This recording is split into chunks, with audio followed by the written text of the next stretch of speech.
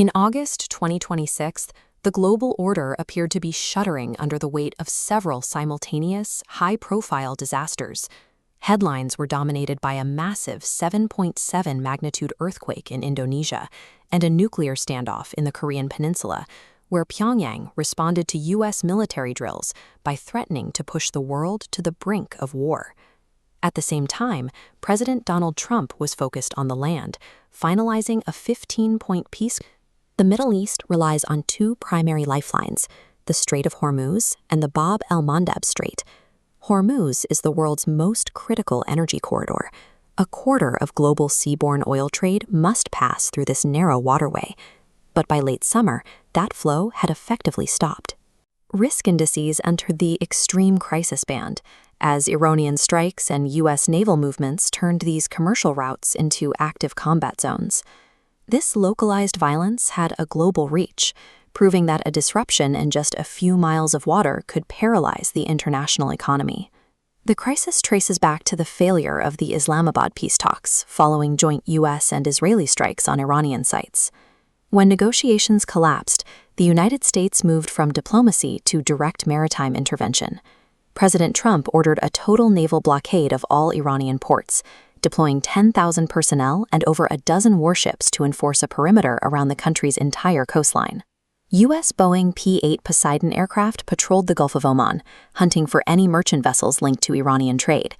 If a ship was caught heading for an Iranian port, it was intercepted and forced to turn back.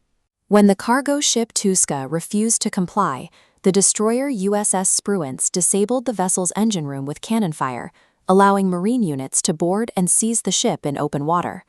This blockade functioned as a weapon of statecraft, designed to isolate the Iranian economy and drain its oil revenue by hundreds of millions of dollars every single day. Iran's response under President Masoud Pezeshkian was to turn the blockade back on the West.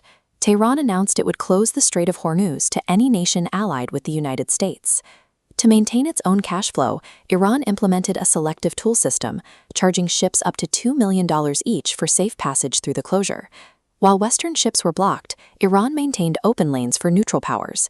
It allowed trade to continue for China, Russia, and India, nations that Tehran considered vital to its survival. For India, this meant navigating a geopolitical minefield. To keep its fuel trucks moving and its industry alive, New Delhi had to maintain a policy of strict diplomatic neutrality amidst the naval war. The crisis wasn't contained to the north. Nearly 1,000 miles away, the conflict activated Houthi proxies at the southern gateway of the Red Sea. Houthi forces launched a barrage of over 25 missiles at the port of Mocha in Yemen, specifically targeting the economic facilities and maritime equipment used for international shipping. The attack caused $16 million in direct losses and killed 7 people, forcing the port director to indefinitely suspend all commercial operations at this strategic choke point. With Hormuz blocked in the north and Mocha paralyzed in the south, the entire maritime trade network of the Middle East was held in a coordinated vice grip. The economic fallout was immediate.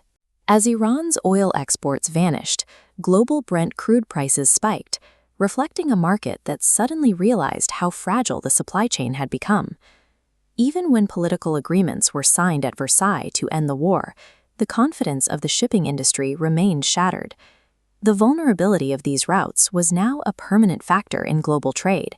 We have entered an era where siege warfare is conducted at sea. Territorial conquest is no longer necessary when the simple presence of a naval fleet in a narrow strait can destabilize a modern state. This reality hit India hardest. It served as a stark reminder that a nation's energy security is only as strong as its ability to navigate through contested waters. The 2026 crisis demonstrated that the flow of global energy is not guaranteed. It is entirely dependent on the control of these few, narrow miles of open sea.